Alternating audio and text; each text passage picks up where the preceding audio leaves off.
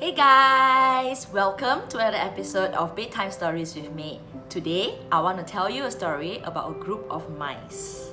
So once upon a time, a big group of mice live very happily in a grocery store because they have everything that they want to eat there. They will nibble on the rice sack, they will munch on the cookies, they will be carrying the cheese. So to them, the grocery store was a heaven for mice. Of course, to the grocery store owner, it was a nightmare. He couldn't seem to get rid of the mice because they are always so cunning, and he's an old grocery store. There's many nooks and crannies for them to hide. So the grocer felt very frustrated. So the neighbor actually told the grocer, why don't you get a cat? A cat would solve all your problems. So the grocer did exactly that. The grocer went and get a cat and kept it in the grocery store.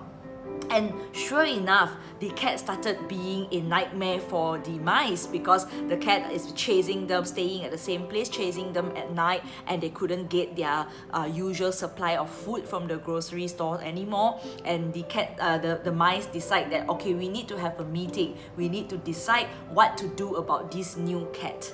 So they had a meeting. One whole big group of them gathered together and have a meeting.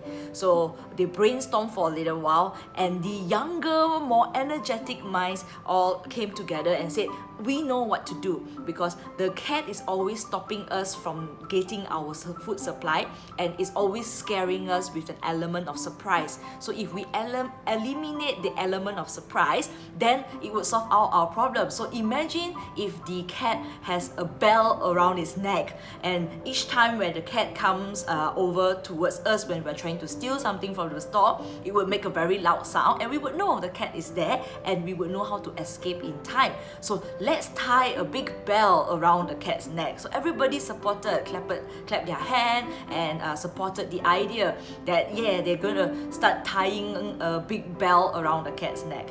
And then slowly a very old mice walk in front and say that, hang on guys, you young people, calm down.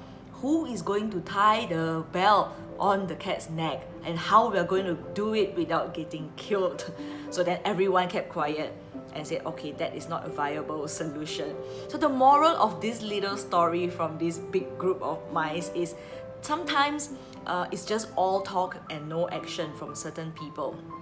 We have to also reflect on the people around us. Many of them are like the young, eager mice wanting to show in front of a large group that they have a great, brilliant idea, and they would just easily share the idea without thinking through the execution plan. And most of the time, hopefully in every group, there will be that old wise mice who would step up slowly and say that, hang on a minute, who is going to execute their idea? Because it's easy to figure out a solution. Ideas are cheap actually because there's a lot of ideas that's floating around. But the perseverance, tenacity, and strategy to execute the idea is the difficult part to crack. So in the situation of these mice, of course having an alarm system, a bell on a cat is perfect. But how are you actually going to get that bell on the cat? And who is going to endanger themselves to do it? And would that really work? Wouldn't the grocer remove the bell? There's so many other things to think about. So this is a reflection for us today, my friends, before you go to bed. Think about situations that have you seen people around you that likes to step up in front of a big group to show that they have a nice, smart idea and does not think through the execution plan. Or perhaps have you done that yourself, feeling silly that you have suggested a certain idea that seemingly is brilliant, but there's no execution plan to it and it cannot be used after all. So this reminds me to always think through the strategy first before I speak, before I share it in front of a crowd especially. So as always, we will end an episode of Bedtime Stories with me with some gratitude exercise. So think about a moment today that made you feel truly grateful. And then think about the people surrounding that moment. It could be your family, it can be your friends, it can be someone virtual, or even your pets. And then suddenly say thanks for all the things that have happened today that may have gone wrong. You always have that moment to be grateful for. I'll see you tomorrow in another episode of Bedtime Stories with me. Bye!